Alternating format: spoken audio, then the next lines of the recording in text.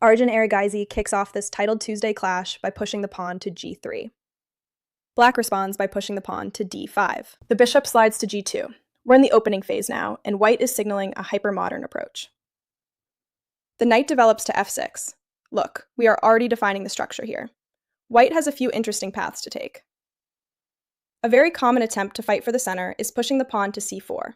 Or sometimes you see a more restrained approach by playing the pawn to d3. Arjun pauses for a couple of seconds and pushes the pawn to d4, steering us straight into a Catalan or queen's pawn system. Imbalance from move 3. Black has to decide how to respond to this central tension. Many players love to strike back immediately with the pawn push to c5, while another rock-solid alternative is pushing the pawn to c6. Casper actually pushes the pawn to e6, locking things down and getting ready to bring out the dark-squared bishop. This is shaping up to be a highly strategic, maneuvering battle, folks. White develops the knight to c3. It's a bit of an inaccuracy because it blocks the c-pawn, which is usually quite useful in these d4 systems to challenge the center. The bishop comes out to e7, preparing to get the king to safety. Pushing the pawn to e4 immediately strikes in the center. Look at that tension being created in the middle of the board. I love this aggressive push to claim territory. Black captures the pawn on e4, resolving some of that early central tension. Taking back with the knight restores material equality. Now you might be wondering, wait, why didn't they just capture that tempting pawn on e4 with the bishop? Well, if they had taken it, Black would just instantly recapture with their knight, forcing a pretty bad trade. So yeah, that's why they opted to use their own knight instead. Getting the king to safety, Black castles. The pawn push to c3 shores up the structure. This is a very solid way to keep everything intact before starting any wild operations. We are slowly transitioning toward the middle game here. A trade is initiated as Black's knight takes on e4, opening up the position. Erigaisi recaptures with the bishop. Striking back at the center, the pawn push to c5 is played. This is a very standard way to challenge the opponent's control and open lines for the queens. The knight develops to f3, adding support to the center and preparing to castle. Grabbing the d4 pawn happens next, threatening to push forward and capture on c3. Recapturing with the queen brings the most powerful piece out early, smoothly sidestepping the threat to the c3 pawn. While it can be risky, here it clearly dominates the board. Casper develops the knight to d7. Look at this pawn skeleton. It literally tells the whole story of the position. Notice how wildly asymmetric this structure is, especially with white's backward pawn on f2. And see that? Black just has this super solid pawn on e6 holding everything together. This uneven formation creates some serious holes, meaning whoever controls the open central files will completely dominate. White absolutely has to push forward in the center to exploit those gaps. Remember, when the pawn structure gets this jagged, you are always guaranteed a crazy game. Castling puts the white king away safely. Jumping the knight to c5, eyeing a potential queen exchange on d4. Retreating slightly, the bishop slides to c2, preserving the light-squared bishop while allowing the potential queen trade. Developing the bishop to d7 creates an interesting dynamic.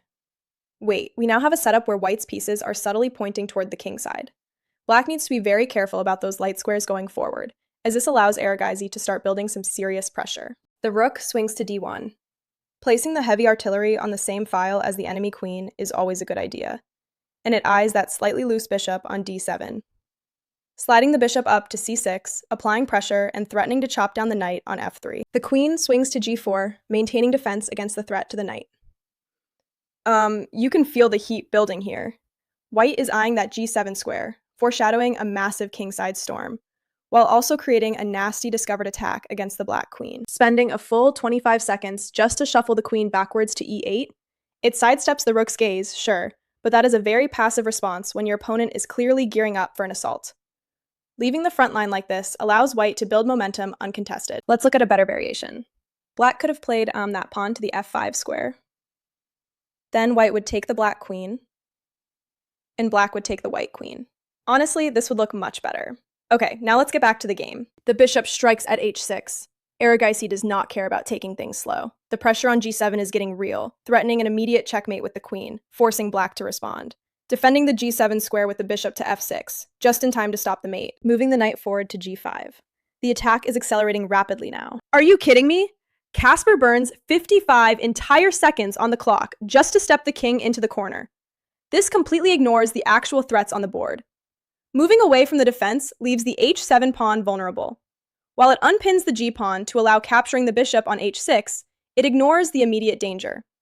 At this point, I think it would have been better to capture the pawn on c3 with the bishop. Instead, This blunder invites disaster, capturing the pawn on h7 with the knight. White is completely winning here, ignoring the threat to his own bishop. The kingside defense has vanished, and black's monarch is totally exposed. Erigaisi is lining up a crushing follow-up by capturing the bishop on f6 to open the files. Desperately, the queen shifts to e7, trying to guard the bishop and stop the knight from taking on f6. Black realizes the mistake, but the structural damage is already permanent. He really needed to retreat the bishop to e5. Chopping off the bishop on f6, the mating net is closing in, aiming for checkmate on g7. Lu's queen takes the knight, stopping the immediate mate and threatening to take the bishop on h6. Now Erigaisi brings the bishop to g5, dodging the capture and putting a massive target directly on the enemy queen, preparing to capture it and deliver a crushing blow. Fleeing in panic, the queen drops to f3 to escape the bishop. A fatal blunder! The only faint hope was to play the queen to g6. Stop whatever you are doing and hit that pause button right now. White has an absolutely brutal forced checkmate in exactly 3 moves. Take all the time you need to spot the winning sequence. I will be right here waiting. Check on h4. The king is completely trapped and mate is unstoppable. A sensational knockout blow by Erigaisi. What an incredible demonstration of how to build an attack from scratch. The key takeaway here is noticing how quickly a kingside can fall apart when defenders are passively placed. Once those heavy pieces lock onto the weak squares, the game ends in a flash. Let me know in the comments if you saw that final mating net coming, and don't forget to subscribe for more top-tier breakdowns. Let's see exactly why they had to resign here. If the queen moves to h5, the opposing queen takes on h5 with a brutal check. The king is forced to g8, and the queen slams down on h7. There is absolutely nowhere to hide from this inevitable checkmate.